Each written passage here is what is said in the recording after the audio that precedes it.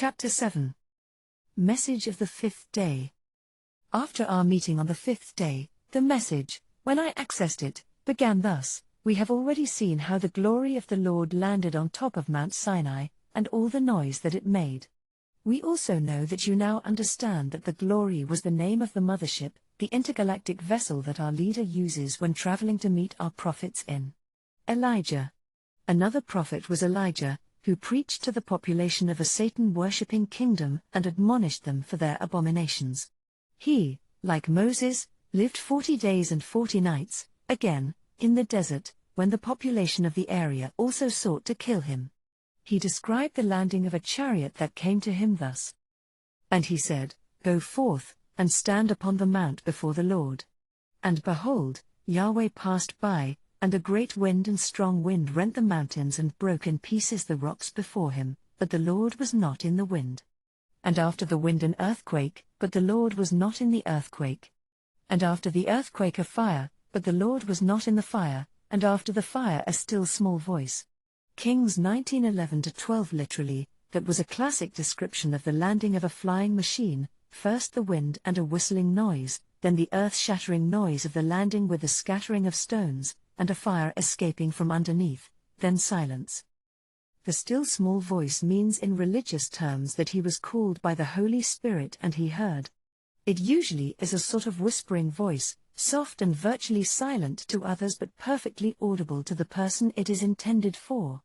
In human terms we can call it telepathy, as everybody cannot hear that voice. Elijah's chariot of fire. Elianan had promised to Elijah that they shall take him to heaven alive, or in other words to their planet, when his work had finished on earth and before his physical death.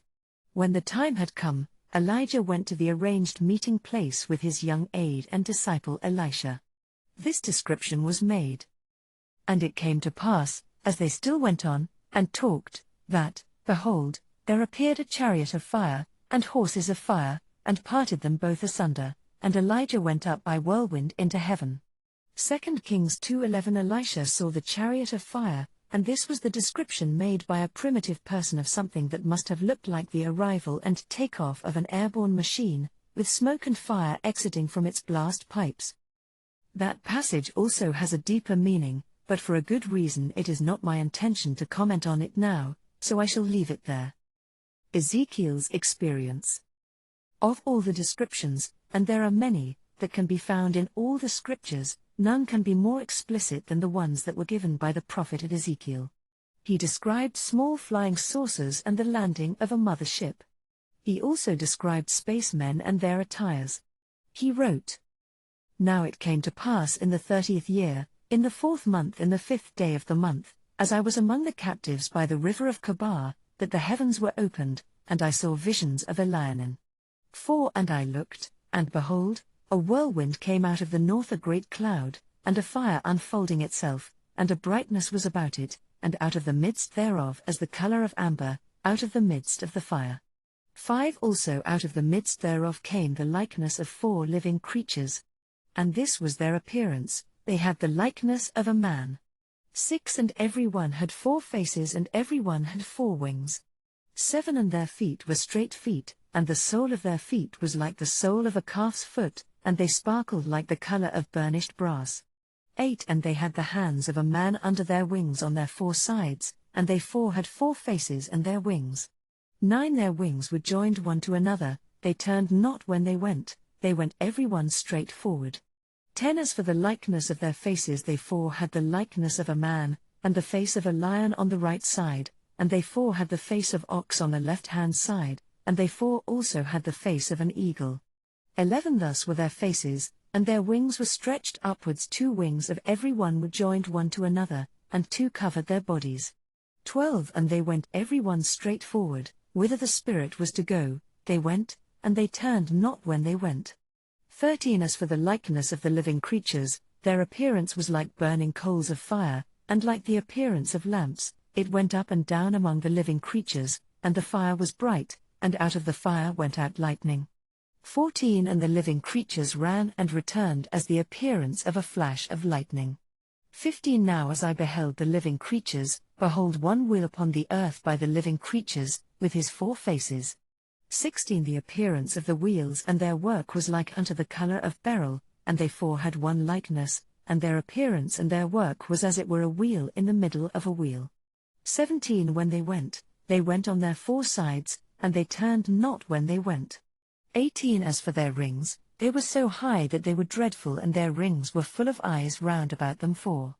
19 And when the living creatures went, the wheels went by them, and when the living creatures were lifted up from the earth, the wheels were lifted up. 20 Whithersoever the Spirit was to go, they went, thither was their spirit to go, and the wheels lifted up over against them. 21 When those went, these went, and when those stood, these stood, and when these were lifted up from the earth, the wheels were lifted up over against them, for the spirit of the living creatures was in the wheel.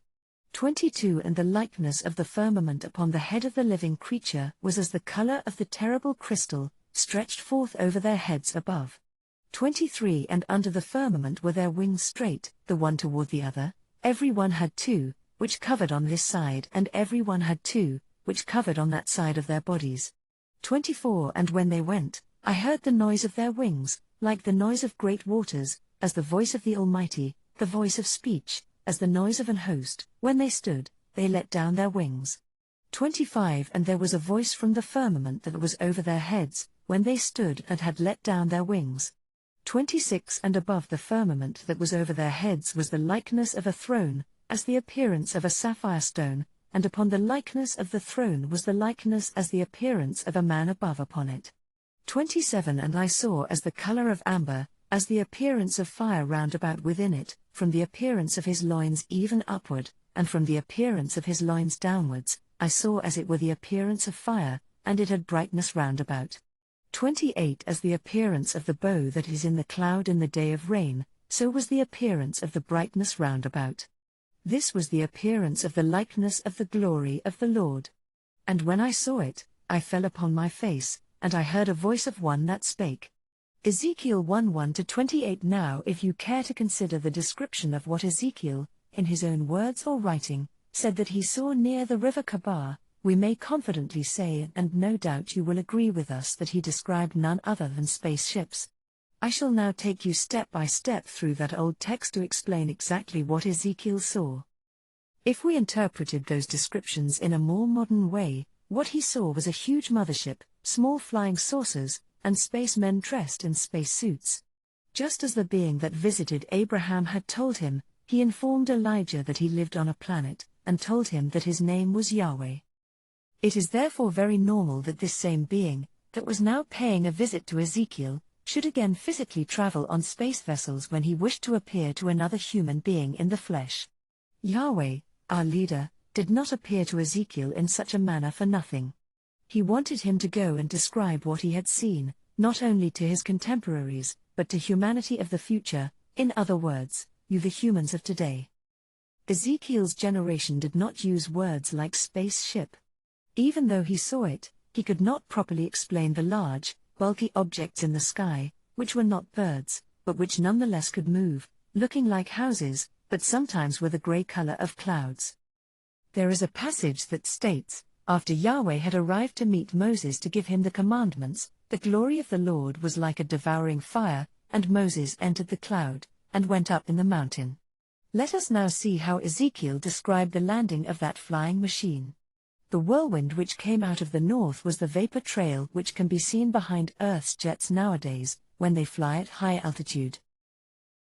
A great cloud, with brightness round about it, and fire flashing continually, and in the midst of the fire, as the color of gleaming amber. In other words, the huge space ship appeared, with flashing lights, which made the metal of the vessel gleam intermittently. Amber, or electrum, is used in contemporary Hebrew for electricity, so he clearly said that the light that he saw was like electric light. And out of the midst of it came the likeness of 4 living creatures. And this was their appearance, or this is what they looked like, they had the likeness of a man. And every one had 4 faces, and every one 4 wings. What he wanted to say is that he saw 4 humanoid beings wearing anti-gravity suits equipped with direction engines on the sides, along the legs, and casques with portholes on them. Every one had 4 faces and 4 wings. Those casques were quite similar to those worn by your own human astronauts when they went to the moon. Anyone watching the moving images of the first human astronaut walking on your moon Luna can see the similarity between him and Ezekiel's space people. And their feet were straight feet, and the sole of their feet was like the sole of a calf's foot, and they sparkled like the color of burnished brass. And under their wings on their four sides, they had the hands of a man, and they four had their faces and their wings. Their wings were joined one to another. That part of the description means that the space suits were shiny and in one piece. These suits were metallic and seemed rather heavy. The feet sparkled because they were one with the suits. When they moved, they gripped the guides of the jet engines, and he saw their hands very clearly.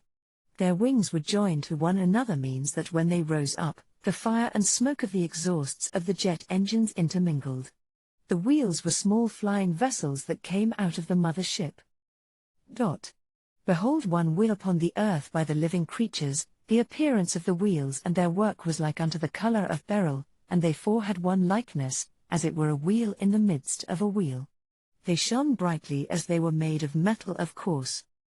When they went up on their four sides, and they turned not as they went.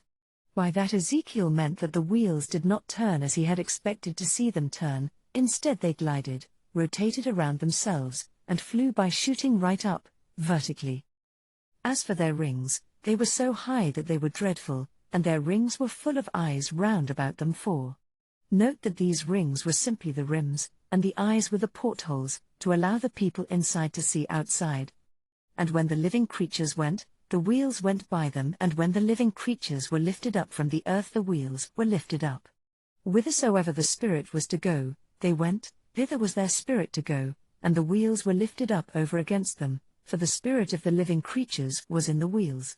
When those went, these went, and when those stood, these stood, and when those were lifted up from the earth, the wheels were lifted up over against them, for the spirit of the living creatures was in the wheels. You must already have understood that the spacemen were obviously doing exploration work, moving and stopping. And the small flying vessels came along. Also, it appears that they did demonstration flights for Ezekiel. This is something that we do regularly for people we want to see one of our vessels, even if we are not destined to contact them. Let us continue. And the likeness of the firmament upon the heads of the living beings was as the color of the terrible crystal, stretched forth over their heads above. This was the mother ship that had brought them to earth, the one in which our leader, Yahweh, usually travels. And when they went, I heard the noise of their wings, like the noise of great waters, as the voice of the Almighty, the voice of the speech, as the noise of an host, or an army. When they stood, they let down their wings. Like many waters means like a waterfall. This was the roaring of directional jet engines, which to him sounded like thunder. You must not forget that this was a primitive man talking. And there was a voice from the firmament that was over their heads, when they stood and had let down their wings. Obviously, you understand that he could not hear anything while the engines were still roaring, so the persons that were inside had waited, and then spoke when the jet engines had been switched off, therefore he could hear the voice. And above the firmament that was above their heads was the likeness of a throne, as the appearance of a sapphire stone, and upon the likeness the throne as the appearance of a man above upon it. The shiny material was on the floor of the cockpit of the space vessel. Every single prophet that had ever been met by us or by our leader Yahweh himself, and gone inside his huge mother ship, had made the same description.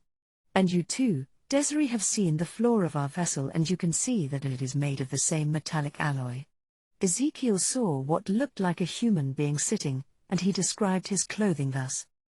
And I saw the color of amber, as the appearance of fire round about within it, from the appearance of his loins even upward, and from the appearance of his loins even downwards, I saw as it were the appearance of fire, and it had brightness round about it. Around the waist of the humanoid beings that Ezekiel saw, there was a shiny belt with an orange glowing light, and the cockpit itself was full of lights of different colors. The belt that the being wore around his waist is very much similar to the ones that you have seen around our own waists every day that you have met us. As the appearance of the bow that is in the cloud in the day of rain, so was the appearance of the brightness round about. This was the appearance of the likeness of the glory of Elionan. And when I saw it, I fell upon my face, and I heard a voice of one that spoke.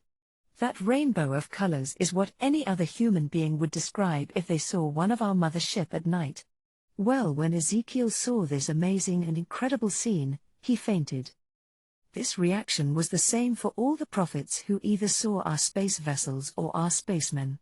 For such sightings were beyond their imagination. Even humans of today who are used to airplanes and know about spatial explorations are still getting gravely affected by such encounters. And for Ezekiel, the unbelievable event was just too much for his nervous system.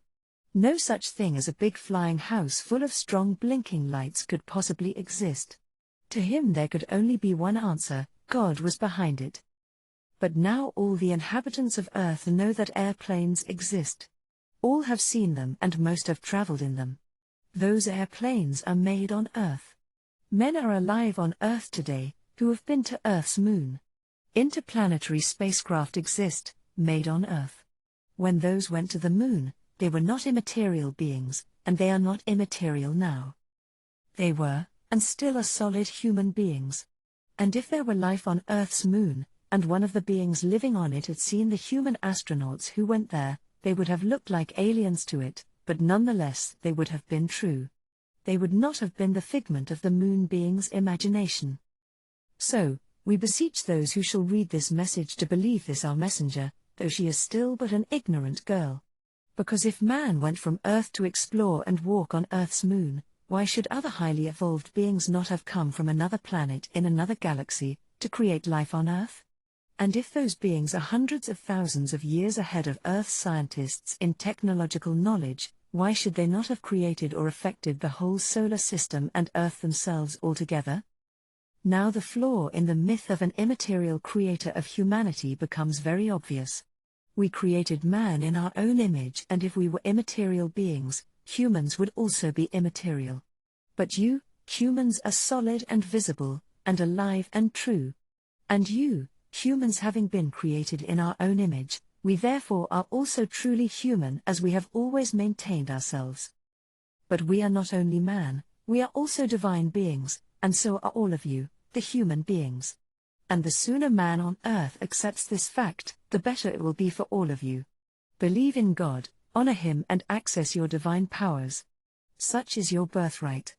And we are instructing and sending our little messenger here to teach you how, to show you how, and to help you access to your divinity as we have shown her. Here, Ezekiel had described a space vessel, together with spacemen. Now we shall see if those spacemen were just anonymous extraterrestrials, or us, the same Elianin we have been telling you about until now. Were they Elianin of Adam, Enoch and Noah? Were they Elianin of Abraham, Isaac, Jacob and Moses? And was Yahweh, our leader, with them? After Ezekiel had fainted, the man who seemed like the captain and leader of the space crew revived him and said to him, Son of man, stand upon your feet, and I will speak to you.